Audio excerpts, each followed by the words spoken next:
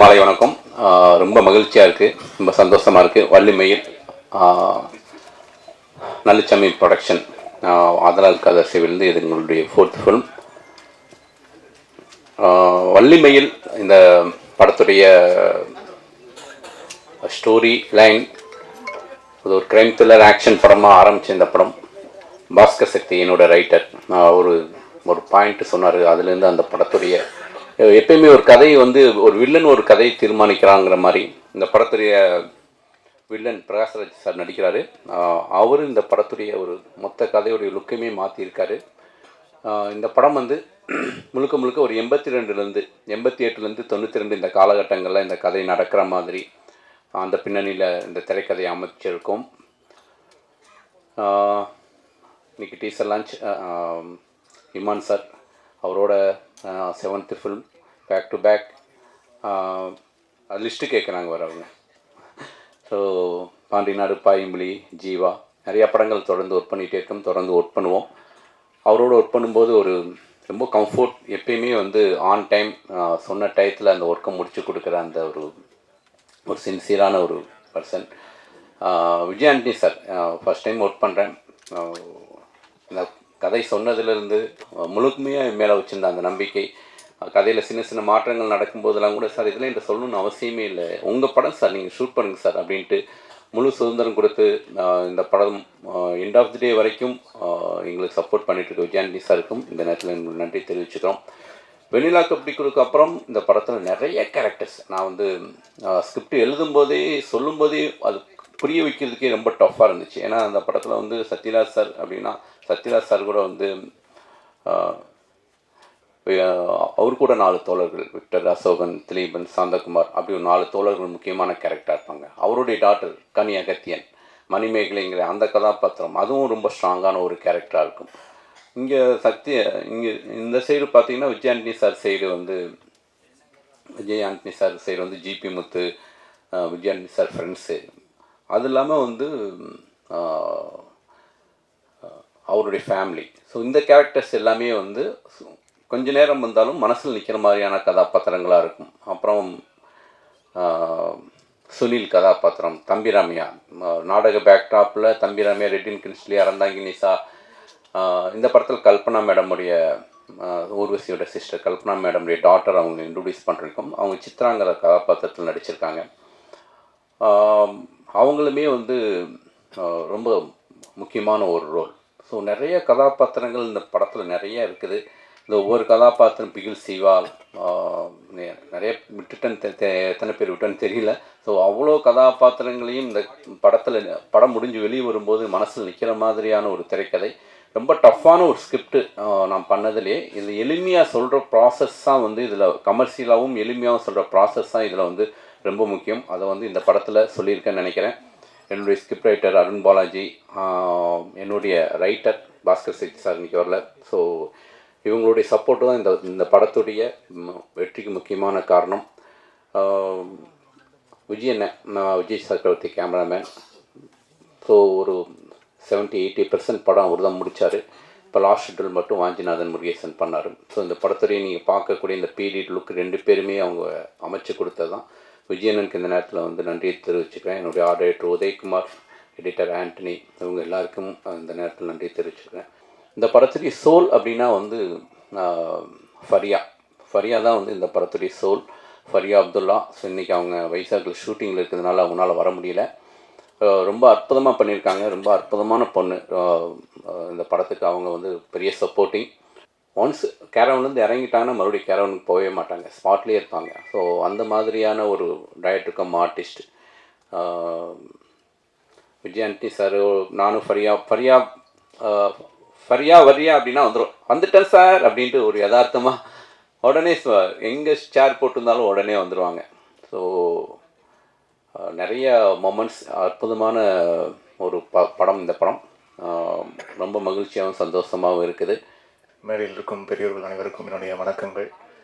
வந்திருக்கும் பத்திரிகை ஊடக நண்பர்கள் அனைவருக்கும் என்னுடைய மாலை வணக்கங்கள். நல்லுசாமி பிக்சர்ஸ் தாய் சரவணன் அவர்களுக்கும் சுசீந்திரன் சார் அவர்களுக்கும் தந்தை வந்திருக்காங்க, அப்பாவுக்கும் என்னுடைய வணக்கங்களை தெரிவிச்சுக்கிறேன். சுசீந்திரன் சாரோடைய காம்பினேஷனில் சேர்ந்து நிறைய திரைப்படங்கள் ஒர்க் பண்ணியிருக்கேன். அதுலேருந்து இந்த படம் ரொம்ப special in terms of script. ஒரு சில ஆண்டுகளுக்கு முன்னாடி இந்த திரைப்படத்துடைய ஸ்கிரிப்ட் ஒன்லைனாக சார்னு சொன்னார். பட் அங்கேருந்து இன்னைக்கு ஒரு திரைப்படமாக அது உருவம் எடுத்து பார்க்கும்போது ரொம்ப சந்தோஷமாக இருக்குது அண்ட் ரொம்ப திருப்தியாகவும் இருக்குது. இன்றைக்கி ட்ரீசர் வெளியீடு, அதுக்கு வந்து பின்னணி இசை வேலை செய்யும் போதும் ரொம்ப ஆர்வமாக சந்தோஷமாக இருந்தது. அண்ட் விஜய் ஆண்டனி அவர்கள், அவர் எனக்கு முதல்ல ராஜா அப்படின்னு தான் பழக்கம். நாஸ்டாலஜிக் மெமரி, ஒரு long time back audio media அப்படின்ற ஒரு ஸ்டுடியோவில் செல்வகுமார் அப்படி ஒருத்தர் வந்து சந்திக்கிறதுக்காக நான் போனேன். என்னுடைய சிஸ்டம் கொஞ்சம் ப்ராப்ளமேட்டிக்காக இருந்தது, அதை வந்து கொஞ்சம் ரிசால்வ் பண்ணுறதுக்காக அங்கே போயிருந்தேன். அப்போ அந்த ஸ்டுடியோ இன்ஜினியராக முதல்ல ராஜா அவர்களை சந்தித்தேன் நான். ஸோ அங்கேருந்து அவர் இஸ் டேக்கன் ஒரு ஹியூஜ் ஜேர்னி. நல்ல இசையமைப்பாளராக மாறி நிறையா நல்ல நல்ல பாடல்கள் கொடுத்து, நல்ல பாடல்கள் பாடகராக மாறி நிறையா சாங்ஸ் பாடி நிறையா படங்களுக்கு இசையமைத்து அண்ட் இன்னைக்கு ஒரு தமிழ் சினிமாவின் முக்கியமான ஹீரோவாக அவர் இருக்காரு. அவருக்கு என்னுடைய வாழ்த்துக்களை தெரிவிச்சுக்கிறேன். முக்கியமாக நான் படம் ரிலீஸ் ஆகும்போது அப்போ அவர்கிட்ட நான் ஃபோன் பண்ணி பர்சனலாக பேசினேன். என்ன தான் மற்றவங்க வந்து ஓகே ஒரு ஃபஸ்ட் டைம் ஆக்டர் என்னென்னலாம் விமர்சனம் பண்ணுவாங்களோ அதெல்லாம் தாண்டி உடச்சிட்டு ஒரு பெரிய பிம்பமாக நிற்கிறீங்க, அதுக்கு என்னுடைய வாழ்த்துக்கள் நான் சொல்லியிருந்தேன் நான். ஸோ அன்றைக்கி வந்து அவருடைய வளர்ச்சியை தொடர்ச்சியாக பார்த்துக்கிட்டே இருக்கேன். ரொம்ப சின்ன சின்ன பேபி ஸ்டெப்ஸாக இருந்தாலும் ரொம்ப சென்சிபிளான ஸ்டெப்ஸாக அவர் எடுத்து வைக்கிறாரு. ஸோ அதுக்கு என்னுடைய வாழ்த்துக்களை தெரிவிச்சுக்கிறேன். சுசீந்திரன் சார் வந்து ஒரு பயங்கர ஹார்ட் ஒர்க்கர். அவருக்கு சினிமா தவிர்த்து வேறு விஷயங்கள் பெரிய திருப்தி கொடுக்காது. அப்படி ஒரு மனிதர் அவர். ஷூட்டிங்கில் இருந்துக்கிட்டே இருக்கணும், எடிட்டிங் டேபிள் போய் எடிட் பண்ணிகிட்டே இருக்கணும், அண்ட் கேமரா ரோல் ஆக்ஷன் அப்படின்னு சொல்லிக்கிட்டே இருக்கணும் அப்படின்னு ஒரு விருப்பப்படக்கூடிய ஒரு நபர் அவர். அவருக்கு வந்து பெரிய வெற்றி காத்திருக்குது. அது இந்த வள்ளிமயில் மூலயமா நடக்கும்னு நான் எல்லாம் உள்ள இறைவனை வேண்டிக்கிறேன். அண்ட் சத்யராஜ் சார் வந்து அவரை பற்றி சொல்வதற்கு எனக்கு வயதும் கிடையாது, அனுபவமும் கிடையாது. பட் அவருடைய தயாரிப்பில் ஒர்க் பண்ணியிருக்கேன் அண்ட் அவர் ஒரு ஆர்டிஸ்ட்டாக ஒர்க் பண்ண எத்தனையோ படங்களுக்கு இசையமைச்சிருக்கேன். அண்ட் இந்த படத்துக்கும் ரியலி லுக்கிங் ஃபார்வர்ட். அவருடைய பர்ஃபார்மன்ஸுக்கு நல்லபடியாக திருப்திகரமாக பின்னணி இசை பண்ணுவேன்னு நம்புகிறேன் சார். நீங்கள் பார்த்துட்டு சொல்லுங்கள். And Viveka sir and Yugabharathi அவர்கள், இவங்க 2 பேரும் என்னுடைய இசையில் நிறைய பாடல்கள் வந்து எழுதியிருக்காங்க. சுசீந்திரன் அவர்களுடைய காம்பினேஷனும் நிறையா பாடல்கள் எழுதியிருக்காங்க. அதை தவிர்த்து வெளிப்படங்களும் நிறையா ஒர்க் பண்ணியிருக்காங்க. இப்போ விவேகா அவர்கள் வந்து அவர் என்னை பற்றி சொன்னார், ரொம்ப கரெக்டாக டைமுக்கு ஒர்க் பண்ணி கொடுக்குறது. அட் த சேம் டைம் நிறையா ஆப்ஷன்ஸ்லாம் வந்து கேட்காம எனக்கு ஸ்ட்ரீம்லைன் பண்ணி கொடுங்க அப்படின்லாம் வந்து கேட்பேன். அட் த சேம் டைம் அவர் கொடுக்குற ஃபியூ ஆப்ஷன்ஸ்லையுமே அது வந்து ரொம்ப கன் பாயிண்ட்டாக ரொம்ப கிளியராக இருக்கும். இதுதான் பல்லவி, இது அப்படியே ஓகே பண்ணிட்டு வாய்ஸ் மிக்சிங் போகலாம் அப்படின்ற அளவுக்கு ரொம்ப கான்ஃபிடென்ட்டாக அவர் வந்து பல்லவி கொடுப்பாரு. அவருக்கு என்னுடைய வாழ்த்துக்கள். அண்ட் யுகபாரதி அவர்கள் அவரோட சேர்ந்து நிறைய பயணிச்சிருக்கேன். அண்ட் இந்த திரைப்படத்தையும் நல்ல பாடல்கள் அவரும் கொடுத்துருக்காரு. 4 பாடல்கள் உங்களை எல்லாம் என்டர்டெயின் பண்ணணும்னு நான் நம்புகிறேன். அண்ட் பின்னணி இசை வேலை செய்யறதுக்கும் ரொம்ப ஆர்வமாக இருக்கேன். Really looking forward to this film. And இதில் வேலை செஞ்ச அனைத்து டெக்னீஷியன்ஸுக்கும் அண்ட் ஒன்ஸ் அகெயின் வந்திருக்க என்னுடைய இனிய மீடியா நண்பர்களுக்கும் என்னுடைய நன்றியை தெரிவிச்சுக்கிறேன். அடுத்து நாம் பேச அழைக்கிறோம். வள்ளி மயிலேறி எங்கள் வெள்ளித்திரையில் நம்பிக்கை நாயகன் இந்த மேடை காத்திருக்கிறது உங்கள் பேச்சுக்காக. அழைக்கிறோம் கதை நாயகன் விஜய் ஆண்டனி அவர்களை. நீங்க சொல்றதுல என்னதானா, நான் யாரையோ சொல்ல போறாங்கன்னு சொல்லிட்டு வெளியே பார்த்துட்டு இருக்கேன். அது நேர்மையில் ஒழிப்பு. இங்கே வந்திருக்கவங்க எல்லாருக்கும் என்னுடைய மனமார்ந்த வணக்கங்கள். சந்தோஷமா இருக்கு உங்களை பார்க்குறதுக்கு. இன்னைக்கு முக்கியமாக வந்து இன்னைக்கு நல்லா இருக்கீங்களான்னு சொல்லிட்டு ஒருத்தர் கேட்டார். பல ப்ரெஸ் மீட் பார்த்துருக்கோம், உங்களை யாராவது கேட்டிருக்காங்களா அந்த மாதிரி? டச் ஆகிடுச்சு எனக்கே ஆக்சுவலாக. இல்லை சார், யாருமே கேட்டதில்லை இல்லை சார் இந்த மாதிரி. இன்னும் நல்லா இருப்பாங்க. நீங்கள் ஃபைனான்சியரு, நான் சொல்லி உங்களுக்கு புரியும் நினைக்கிறேன். ஏதாவது பண்ணீங்கன்னா நெக்ஸ்ட் டைம் கேட்கும்போது சூப்பர் எல்லாரும் கைத்தட்டி சொல்லுவாங்க. ஸோ சந்தோஷமான அனுபவம் இந்த படத்தில். நான் சுவிஸ் கூட ஒர்க் பண்ணது. பிச்சைக்காரன் படம் டைரக்ஷன் நான் பண்ணிகிட்டு இருக்கும்போது பாதியில் இந்த படத்தையும் அட்டன் பண்ண வேண்டிய சூழ்நிலை எனக்கு. இந்த ஷூட்டிங்லேருந்து நிறைய கற்றுக்கிட்டேன். பிச்சைக்காரன் படம் டைரக்ட் பண்ணுறதுக்கு உங்கள் படத்தில் நடிச்சுக்கிட்ட நிறைய அனுபவங்கள், நீங்கள் ஷார்ட் டிவைட் பண்ணது, அதெல்லாம் ரொம்ப உதவிச்சு சார். ரொம்ப நல்ல டியூனான ஒரு ரொம்ப நல்ல டைரக்டர். ரொம்ப அருமையாக எந்த டென்ஷனும் ஆகாமல் ஆர்டிஸ்ட்டை ரொம்ப அழகாக பூ போல் எடிட்டிங்கோட பாசிபிலிட்டி தெரிஞ்சு அழகாக படம் எடுத்தார். ஃப்ரேம் டு ஃப்ரேம் எந்த குவாலிட்டியும் காம்ப்ரமைஸ் பண்ணாமல் ரொம்ப நல்லா பண்ணீங்க சார். சந்தோஷமாக இருந்துச்சு கூட ஒர்க் பண்ணது. ஃப்யூச்சரில் இன்னொரு நல்ல கதையோடு நம்ம கண்டிப்பாக ஒர்க் பண்ணுவோம் சார், கண்டிப்பாக. அப்புறம் வந்து இந்த ஃபங்க்ஷன் இப்போ ப்ரோக்ராமில் வந்து சார் விஜய் சத்யராஜ் சார் கூட நடிக்கிற ஒரு ஸ்டேஜ் ஷேர் பண்ணிக்கக்கூடிய ஆப்பர்ச்சுனிட்டி கிடைச்ச ரொம்ப நன்றி சார். ரொம்ப தேங்க்ஸ். ரொம்ப பிடிக்கும் எனக்கு உங்களை பல சிந்தனைகளுக்கும் உங்களோட பர்சனாலிட்டிக்கும் உங்களோட யதார்த்தத்துக்கும் ஆஸ் எ பர்சன் நீங்களாக இருக்கிறதுக்கும் எனக்கு ரொம்ப உங்கள் பெரிய விசிறி நான் ஆக்சுவலாக நிறைய விஷயங்களில். சந்தோஷம் சார். நிறைய விஷயம் தொடர்ந்து நம்ம ட்ராவல் பண்ணிட்டுருக்கோம். ரொம்ப சந்தோஷம் சார் இங்கே இருக்கிறது. அப்புறம் இந்த ஃபங்க்ஷனோட விழா நாயகன் டிஎம்மான் அவர்களோட பெரிய விசிறி நான் ஆக்சுவலாக. நீங்கள் கம்போஸ் பண்ணும்போது உங்கள் கூட உட்காந்து ஒருத்தர் பார்க்கணுன்றதுனால ஆசைப்பட்றேன். உண்மையிலேயே ஐயோ ஆனந்தமே அந்த கம்போசிஷன். நீங்கள் சவுண்ட் இன்ஜினியரிங்கில் இப்போ நான் சவுண்டு நான் மிக்ஸ் பண்ணணும்னு வச்சுக்கோங்களேன், ரெஃபரன்ஸுக்கு வந்து உங்கள் ஆல்பம் கண்டிப்பாக இருக்கும். நீங்கள் லோ மிட்டை ஹேண்டில் பண்ணுறது தான் இருக்குல்ல, ரொம்ப பிடிக்கும். எங்கேருந்து அந்த லோ மிட் கரெக்டாக கொண்டு வராரு அப்படின்னு சொல்லிட்டு ரொம்ப யோசிப்பேன். நான் சிங்கர்ஸ்லாம் வரும்போது என்ன ப்ராசஸர் யூஸ் பண்ணுறாரு, என்ன மைக் யூஸ் பண்ணுறாரு, என்ன மிக்சர் யூஸ் பண்ணுறாருலாம் நான் விசாரிப்பேன் ஆக்சுவலாக. உண்மையிலேயே இந்த படத்தோட கம்போசிங் எனக்கு சொல்லாமல் நிறைய விஷயம் முடிச்சிட்டாரு டேரக்டர். ஃப்யூச்சரில் அடுத்த படம் நீங்கள் மியூசிக் பண்ணும்போது உங்க கூட உட்காரணும் ஒரு நாளைக்கு. நான் ரொம்ப ரெஸ்பெக்ட் பண்ணக்கூடிய ரியல் டேலண்டோட நான்லாம் வந்து மியூசிக்கே தெரியாமல் மியூசிக் பண்ணிட்டேன் நிறைய படங்களுக்கு. மியூசிக் தெரிஞ்சு கிராமர் தெரிஞ்சு அந்த ஸ்ட்ரக்சரோட நீங்கள் வந்து மியூசிக் பண்ணக்கூடிய வெரி ஃபியூ டேலண்ட்ஸில் நீங்கள் ஒருத்தர். உங்களுக்கு இன்னும் பெரிய நிறைய உயரங்கள் இருக்குது ஆக்சுவலாக. Wonderful composition. உங்களோட ஒர்க் ஒவ்வொன்றையும் நான் கவனிக்கிறேன், இன்க்ளூடிங் சவுண்டு. நீங்கள் எப்படி பண்ணுறீங்க, நீங்கள் தான் சவுண்ட் இன்ஜினியர், நீங்கள் தான் மாஸ்டரிங் பண்ணுறீங்கன்ற அளவுக்கு ஒரு பெரிய டெக்னாலஜி ஹேண்டில் பண்ணக்கூடிய ஒரு பெரிய சவுண்ட் டெக்னீஷியன் நீங்கள். இந்த படத்தில் ஃபஸ்ட்டு டைம் நீங்கள் மியூசிக் பண்ணுறது ஆக்சுவலாக நான் அது அவங்க ஃபாதர். நல்லா இருக்கீங்களா சார்? நீங்கள் அப்பா என்கிட்ட கேட்டாங்க, நான் விஸ்காம் படிச்சிருந்தேன் லோயலா காலேஜில், நீங்கள் 12th முடிச்சிருந்தீங்க. அப்போது இன்ஜினியராக இருக்கும்போது நான் என்ன பண்ணலான்னு இருக்கேன்னு தெரில, விஸ்காம் எப்படி அப்படின்னு விசாரிச்சாரு. இல்லை சார் நீங்கள் அதில் கண்டினியூ பண்ணுங்கள், நீங்கள் விஸ்காம் நாங்கள் படிக்காமலே டேரெக்டாக ப்ராக்டிக்கலாக நீங்கள் கீபோர்டிஸ்டாக இருக்காரு, நீங்கள் மியூசிக்லேயே போட்டிருக்கேன்னு சொன்னேன். பட் இவ்வளோ பெரிய உயரத்தை நீங்கள் ரீச் பண்ணுவீங்கன்றது நான் எதிர்பார்க்கல. உங்கள் ஹைட்ஸை நினச்சி நான் ரொம்ப சந்தோஷப்படுறேன். ரொம்ப சந்தோஷம். விவேகா சார், முளைச்சி 3 இலையை விடல. நிறைய பாட்டு நம்ம மியூசிக் டேரக்டராக இருக்கும்போது தொடர்பில் இருந்தோம். ஆக்ட் பண்ண வந்து இப்போ பெரிய கேப் உண்டாயிருச்சு. நான் மியூசிக் பண்ணுறதை குறைச்சிட்டேன்றதுனால கண்டிப்பாக நம்ம என்ன பண்ணாலும் ஃப்யூச்சரில் சேர்ந்து நிறைய பயணம் பண்ணுவோம் சார். என்னோடய முதல் படத்தோட ஃபைட் மாஸ்டர் ராஜசேகர் சார். அன்றையிலேருந்து இன்றைக்கி பிச்சைக்காரன் 2 வரைக்கும் நம்ம ட்ராவல் தொடருது. சந்தோஷம் சார் இந்த படத்தில் ஒர்க் பண்ணது. இந்த என்டையர் டீமுக்கு என்னுடைய மனமார்ந்த வாழ்த்துக்கள் தெரிவிச்சு இந்த படம் கூடிய சீக்கிரம் ரிலீஸ் ஆகும்போது நீங்கள் தேட்டரில் பாருங்கள். Thank you so much. தேங்க்யூ. அடுத்து நாம் பேச அழைக்கிறோம் கவிதை மழை பொழிந்த கவிதா அவர்களுக்கு என்னுடைய. பொதுவாக இந்த மாதிரி நம்மளை பற்றி வர்ணிக்கும் போது நம்ம அவசரப்பட்டு எந்திரிச்சிடக்கூடாது. உட்காந்துட்டே இருந்தால் வேறு வழி இல்லாமல் இன்னொரு 4 வார்த்தைகள் சேர்த்து சொல்லுவாங்க. வல்லவனே வல்லவனே ஏதாச்சும் வரும் இல்லையா, அதனால் எந்திரிக்கவே கூடாது. அவன் கடைசி வரை உட்காந்துட்டுனா.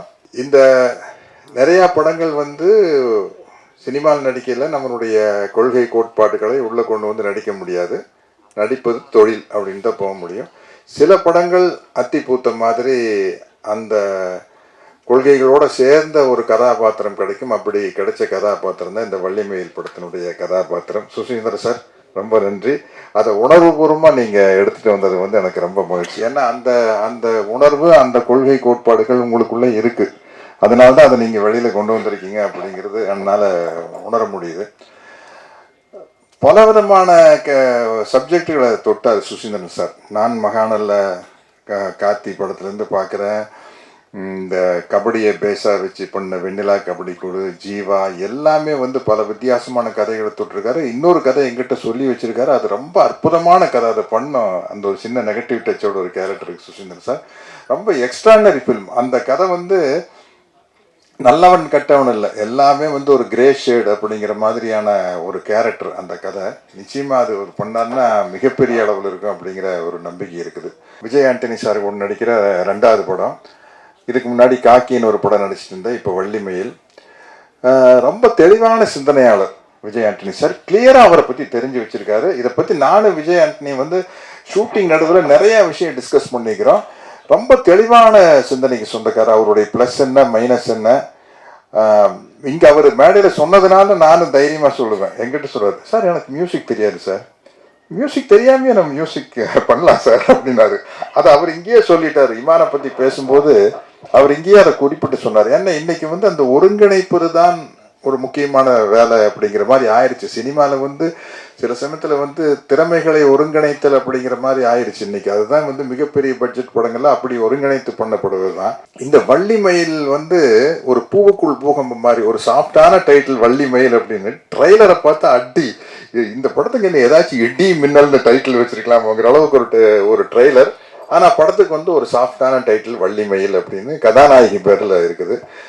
அதை ஏற்றுக்கிட்ட விஜய் ஆண்டனி அவர்களுக்கு நான் என்னுடைய நன்றியை சொல்லிக்கிறேன். ஏன்னா வந்து எல்லா கதாநாயகர்களுக்கும் அது ஒரு சின்ன ஈகோ இருக்கும். நானும் கூட ஹீரோயின் டைட்டில் ஒரு படம் நடிக்கல, திருமதி பழனிசாமி இந்த டைட்டில். வெறும் சுகன்யா பேரில் படம் எடுக்கலாம்ல, திருமதி பழனிசாமி. நம்ம மாஸ்டர் தான் அதில் ஒர்க் பண்ணியிருக்காரு, ராஜசேகர் மாஸ்டர்லாம் அதில் ஒர்க் பண்ணிக்கிட்டாரு. திருமதி பழனிசாமி அது ஆனந்தவுடன் பத்திரிகையிலையும் கூட எழுதுனாங்க. ஒரு பெண்ணியலாளர் வந்து எழுதியிருந்தாங்க, ஏன் அந்த கதாநாயகின்னு ஒரு பேர் இருக்கும்போது அந்த பேரை வைக்கக்கூடாது, அது என்ன அப்படி ஒரு ஆணாதிக்க மனப்பான்மை, திருமதி பழனிசாமின்னு பேர் வைக்கிறது அப்படின்னு கேட்டு எழுதியிருந்தாங்க. இது அந்த காலத்தில் வந்து சகஜமாக நடந்தது. இப்போ ஒரு இருக்கிறதுலே வெரி சக்ஸஸ்ஃபுல் ஹீரோ அப்படின்னா வந்து புரட்சி தலைவர் எம்ஜிஆர் அவர்கள் தான். அவருடைய படங்கள் பார்த்தீங்கன்னா அவர் வளர்ந்து வர்ற காலகட்டத்தில் மருதநாட்டு இளவரசி, மந்திரிகுமாரி, மகாதேவி இப்படி டைட்டில் வந்தது. தாய் சொல்லை தட்டாதே, தாயை காத்த தனையன், சத்யாமேஷ் படத்துக்கு பேர் தெய்வத்தாய் தான். யார் பேரில் இருக்க டைட்டில்னா ஹீரோயின் பேர்லையும் கூட இல்லை, தலைவரோட அம்மாவாக நடித்த பண்டிரிபாய் அம்மா பேரில் இருக்கிற டைட்டில் தெய்வத்தாய் அப்படின்ட்டு. சரி, இதை வேற தயாரிப்பாளர்கள் ஓகே, வேற இயக்குனர்கள் ஓகே. தான் எடுத்த எம்ஜிஆர் பிக்சர்ஸ் படத்துக்கு பேர் அடிமை பெண். அதுக்கப்புறம் ரொம்ப நாளைக்கு அப்புறம் ஹீரோயின் பேரில் வந்த ஒரு பெரிய ஹீரோ படம் எதுனா சந்திரமுகி தான். அவர் ரஜினி சார் சூப்பர் ஸ்டார் இருந்தாலும் கூட டைட்டில் வந்து ஜோதிகா மேடத்து பேரில் இருக்கும். அப்படி ஒரு அடம் பிடிக்கும் கதாநாயகர்கள் இருக்கிறாங்க. ஒரு ஹீரோயின் பேரில் இருக்கிற படத்தில் நான் ஏன் போய் நடிக்கணும், அது இது ஒரு ஆக்ஷன் ஃபிலிம் தானே, என் பேரில் இருக்கலாம்ல அப்படின்னு விஜய் ஆண்டனி நினச்சிருக்கலாம். அப்படி இல்லாமல் பெருந்தன்மையாக வந்து அவர் இந்த டைட்டில் நடிச்சது பெரிய விஷயம். ஏன்னா நானும் வந்து ஒரு 100 படத்தில் ஹீரோவாக நடிச்சிருக்கிறேன். அந்த ஈகோ என்னன்னு எனக்கும் தெரியும். நம்ம புகழேந்தி சார் டைரக்டர் வந்து உச்சிதனை முகர்ந்தால் அப்படின்னு ஒரு படம் எடுத்தார். அது என்னென்னா, தமிழ் ஈழத்தைச் சேர்ந்த ஒரு பெண் அங்கேருந்து வந்துடுறாங்க. அப்போ தான் ஒரு 15 வயசு பொண்ணு. அவங்க அம்மா வந்து அங்கேருந்து அந்த பொண்ணை தப்பிச்சுட்டு இங்கே வந்திருக்காங்க. அந்த தமிழ் ஈழ விடுதலை உணர்வாளராக இருக்கிற என் வீட்டில் நான் அவங்களுக்கு அடைக்கலம் கொடுக்குறேன் அப்படிங்கிற மாதிரி கதை. படத்தில் தம்பி சீமானெல்லாம் கூட நடிச்சிருப்பார். அந்த படம் வந்து ஈழத்தமிழர்களுடைய வரிகளை சொல்கிற ஒரு படம். உச்சிதனை முகர்ந்தால் புகழேந்தி தான் டைரக்ட் பண்ணார். அந்த படத்துக்கு வந்து இமான் அவர்கள் சம்பளம் வாங்காமல் இசை அமைச்சார் அப்படின்னு நான் கேள்விப்பட்டேன். அந்த படத்தினுடைய இயக்குனர் புகழேந்தி சொன்னார், சம்பளமே வாங்கிக்கலாம் அந்த படத்துக்கு இமான். அந்த மாதிரி ஒரு சிறந்த உணர்வாளர். ஏன்னா வந்து நம்ம வாழ்க்கையில் வந்து வியாபார ரீதியாக பண ரீதியாக ஜெயிக்கிறது வேற, ஒரு இன உணர்வோடு இருக்கிறது அப்படிங்கிறது வேற. அந்த வகையில் வந்து இந்த இடத்துல அதை நான் சொல்லிக்க ஆசைப்படுறேன். எல்லோரையும் போல இவர்களைப் போல் நானும் ஆவலோடு காத்து கொண்டிருக்கிறேன். இந்த படத்தினுடைய மிகப்பெரிய வெற்றிக்கு என்னுடைய மனமார்ந்த வாழ்த்துக்களை தெரிவித்துக் கொள்கிறேன். நன்றி, வணக்கம். மக்கள் மொழி கவிஞர் பாடலாசிரியர் விவேகா அவர்களை உங்கள் முன் பேச அழைக்கிறோம். இந்த இனிய மாலை பொழுதில் வள்ளி மயில் டீசர் வெளியீட்டு விழாவுக்கு வந்திருக்கிற உங்கள் எல்லோருக்கும் எனது வணக்கங்கள். அந்த பெயரை சொல்லுகிற போதே அவ்வளவு அழகாக இருக்கிறது. ஏன்னா தூய தமிழ் பெயர் என்பதை காட்டிலும் ரொம்ப கேட்சியாக இருக்கிற ஒரு தமிழ் பெயராகவும் அமைந்திருப்பது இந்த படத்தினுடைய மிகப்பெரிய இந்த தலைப்பினுடைய பலம் என்று நான் நினைக்கிறேன். விஜய் ஆண்டனி சார் இசையில் நான் நிறைய பாடல்கள் எழுதியிருக்கேன். அவர் நடிகராக நடிக்கிற இப்போ தான் நான் அவருக்கு எழுத ஆரம்பிச்சிருக்கிறேன். வள்ளி மயில், மழை பிடிக்காத மனிதன் என்று அவருக்கு நான் எழுதி கொண்டிருக்கிறேன். இமான் சாரை பொறுத்த வரைக்கும் அவருடைய ஆரம்ப காலத்திலிருந்து தொடர்ச்சியாக பாடல் எழுதுகிற பாடலாசிரியர்களில் நானும் ஒருவன். அவர் ஆரம்ப காலத்துலேருந்து பார்த்துட்டு அவரோட நான் தொடர்ந்து பயணித்து வருவதில் நிச்சயமாக அது எனக்கு ஒரு பெருமைக்குரிய விஷயம். அவர்கிட்ட இருக்கிற ஒரு மிகப்பெரிய ஸ்பெஷல் என்னென்னா, எவ்வளவு வேண்டுமோ அவ்வளவு எழுதினா போதும். எழுதிட்டுவாங்க, 4-5 பல்லவி 5-6 சரணம் எழுதிட்டுவாங்க, நான் செலக்ட் பண்ணிக்கிறேன், அந்த மாதிரியான இதே இல்லை. ஒரு பல்லவி ஒரு சரணம்னா அது மட்டும் எழுதிட்டு வாங்கன்னுவார். அதுவும் சுசீந்திரன் சாரோட சேர்ந்து பயணிக்கிறப்போ அவங்க 2 பேருக்கும் இருக்கிற அந்த அலைவரிசை அந்த வந்து அவ்வளோ அற்புதமாக இருக்கும் அவங்களோட பணியாற்றுவது. நான் ஒரு 4-5 படங்கள் சுசீந்திரன் சார் இயக்கத்தில் இமான் சாரினுடைய இசையில் அப்படி எழுதிட்டு வந்திருக்கேன். ரொம்ப மகிழ்ச்சியாக இருக்குது.